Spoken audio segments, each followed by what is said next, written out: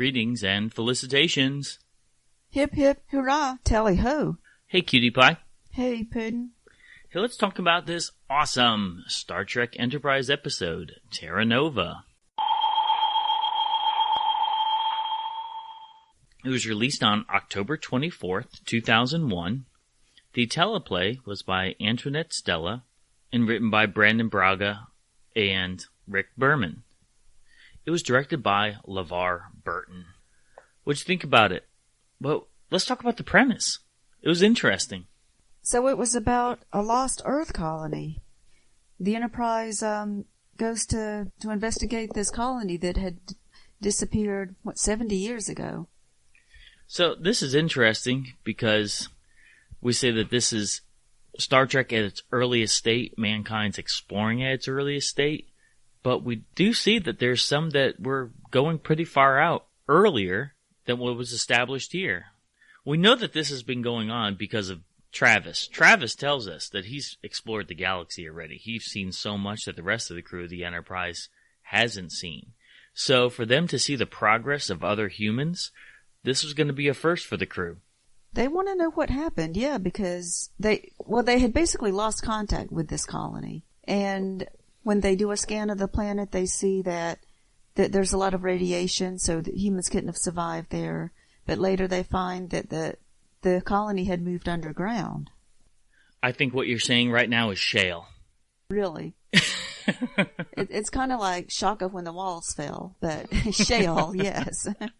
This episode was unique in that it introduced the race of Dr. Phlox for the first time. Can you believe it took this many episodes to say it on screen? Yeah, they finally had the chance to say that.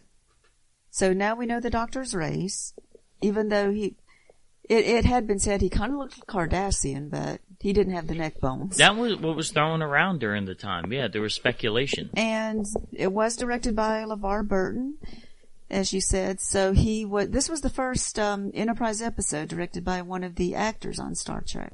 Always great to see his name in the credits. So what did you think of the makeup for the people? I'm going to say boy, I didn't think much of it. It's not like it was striking that I was intrigued by it. I think it kind of it looked like they just put face paint on. But kind of like Aboriginal. I was trying to think of what would it be, because they were what we would think of humans of centuries old. Yeah, because they lived underground, so we were supposed to think that they would be lighter. They're speaking a very rudimentary form of English. They had their own words, and that was interesting to have in the script, that these people have their own way of talking, as you said, shale. And that is language. Groups of people start developing their own lingo and their own slang within time. I mean, so yeah, it's an Earth colony, but they were basically, it was like encountering another race. They had forgotten who they were and didn't recognize the humans anymore. I mean, even to the point where they didn't remember anything about themselves. Like, if someone showed me a picture of myself at 6 years old, I'd still remember what I looked like at 6 years old. Yes, like the older people had just had been there for so long they had forgotten their past, even the past that they themselves had lived out, because life was so hard there. All you're trying to do is survive, so I guess no one really cared about memories. But even how this episode started out, it was more like a horror episode. Like, I was actually, when they were crawling through the Enterprise crew that were down there, when they were crawling through those caverns, looking around, they saw those people looking at them, I would bolt out of there. I'm not playing games with them. They wanted it to look like, very harsh conditions and very primitive. They had to live in caves. I mean, what else could they do? And I guess that those digger animals were the only thing they had to eat. So they just eat meat all the time. Okay, that's an interesting concept. It wasn't brought up in there, but that is a reality. If you have a poor diet, it does affect your mind. It does. It could affect their memories and their and reasoning their nerves. skills, I mean, everything. Yes, sure, making them more emotional, more reactive, or forgetful, or lots of things. Yes, it could definitely affect them. This is an episode where I think it showcased Captain Archer's compassion. He really wanted to help these people. I think that's another thing they wanted to bring out early in the series. This was the 6th episode. But yeah, I mean, Archer had to be compassionate to be a good captain. He was strong and able to command, but he also cared about these people. I mean, he felt a connection with them, even if they didn't feel it with him at first. They were human. He knew that they shared the same roots, and that these people would, I mean, they deserved to be brought back to humanity, as he said. He wanted them to go back to Earth, which T'Pol knew that wouldn't exactly work. They'd never be able to fit back in. But I do like that Archer wanted that to happen for them. He was sympathetic enough that he said that, that's their heritage. They deserve to have that. Also, this episode, I think it showcased that when you move someone away from where they want to be or their natural dwelling place, they adapt to it. And actually, they don't want to go back to where they were, even if it seems like it's a better situation or the logical choice to make. So there's like multiple layers of adaptability in this episode, or lack of adaptability. It's just one of those things that there is no right answer. It's just the way things are sometimes. And would they didn't have the Prime Directive, but would it even apply here? Because this was an Earth colony. These were humans. There have been lots of stories about people who live under harsh conditions, but also when they have the chance to leave, they don't want to leave because it's the only life they've ever known. And these people, like, they never envisioned anything better. They just thought this is just the way it is. Now, this is interesting because it mentions the disappearance of Amelia Earhart. And Amelia Earhart was also in Star Trek Voyager. Amelia Earhart's making multiple mentions in the Star Trek series, I've noticed. Yeah, they like to bring up things, especially, like the unsolved mysteries.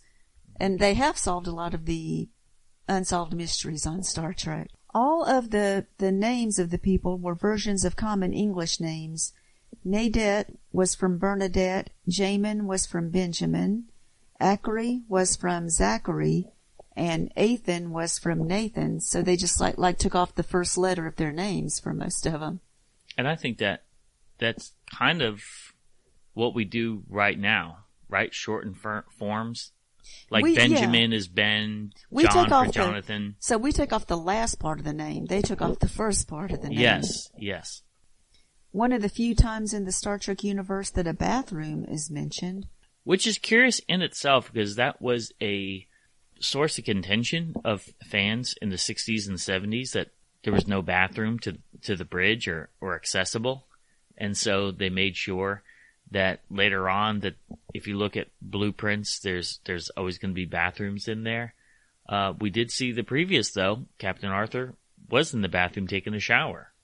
Yeah, they made sure to show a bathroom on this. So they have gone further with this than other Star Trek shows. And I think that's one of the weird things when fans bring something like that up, is like, really? I just want to watch the show. I'm not thinking about bathrooms. Well, I mean, because they're not really shown a lot on other shows either. Of course, except for All in the Family, or Married with Children, never. You just assume they're there.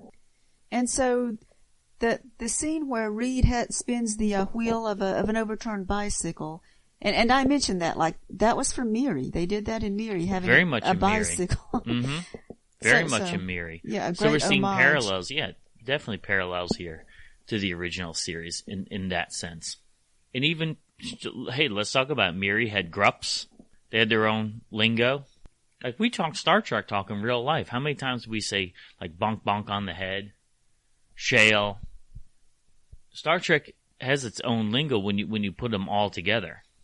The thing from this episode that you like to say is your belly hollow? Say that before dinner time. Sure. I think there are some great lines in this episode. And we forgot to mention that Eric Avari, Star Trek veteran actor. He was in Deep Space Nine, Next Generation. He played different aliens. Yeah, it's another thing how Star Trek brings back a lot of actors in different parts. And, he did great in this one, too. The skepticism the whole time. So that's something to think about. If you were in his position and this was all you knew, was this underground lifestyle, would you be trusting of others if anytime someone from the above ground world was deceitful to you, even if the people like Archer and his crew were coming down and showing to be helpful, would you trust them? I think that's an issue that makes this episode so much in a Star Trek episode, is looking at how people react to adversity or react to help. And most of these people had never seen anyone outside of their own little group. So of course they're going to be suspicious of anyone else. And I would say especially someone who says that they're there to help. I mean, it's easier for them to believe that someone is there to attack them than it is to believe that someone else wants to help them, because that's just the nature. That's just being suspicious of everyone. What do you think about Archer proving his benevolent attitude when he actually did help? Archer was able to convince them after a while. And that's the thing, showing the picture to Nadette when she was a little girl, and then it took her a while, but she did remember that was her mother. When the tree fell on the kid's leg, and then Archer had to use the phaser to cut the tree to rescue him. And that was a big thing to see how Archer really was there to help. He really did want to help them. He didn't want anybody to die. And he wanted to get his hands dirty. He wasn't just a diplomat. He wasn't just going to point and show how it's done. He wanted to be there with them. And that's one of the things we walk away with Star Trek saying, Star Trek makes us better people. So sometimes you have to be there with people in the trenches if you really care. And Archer knew that. And so he was there to help them when they needed it. And you do have to understand that Archer would be this way even if it wasn't an Earth colony. Even if it was aliens, he would still be there to help them. That's what he wanted to do. And that's the great thing about this show, that you know that they always want to help people. They don't want anyone to die. Yeah, I thought this was an exceptional episode. I very much enjoyed it. We walk away with some new Star Trek phrases, but you see the moral character of the crew, and you see how the crew really respected Captain Archer's decisions, and they understood the direction that he was giving and how it was beneficial to this colony or the members of the colony. And remember, the colony was, they didn't exactly want to hurt people either. When he stayed there, they still fed him. They didn't kill him. They could have just killed him outright. Yeah, he wasn't a prisoner of war.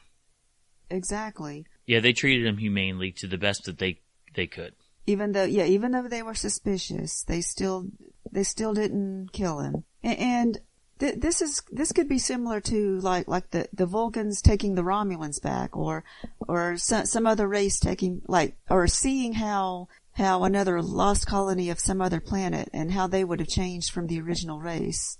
It's very interesting to see how people could have changed under different conditions, because they had to survive under much more drastic conditions. Well, that's one of the things that we talk about, is how this episode ties into the rest of the Star Trek universe. And I think that parallel is great. Spock wanted unification.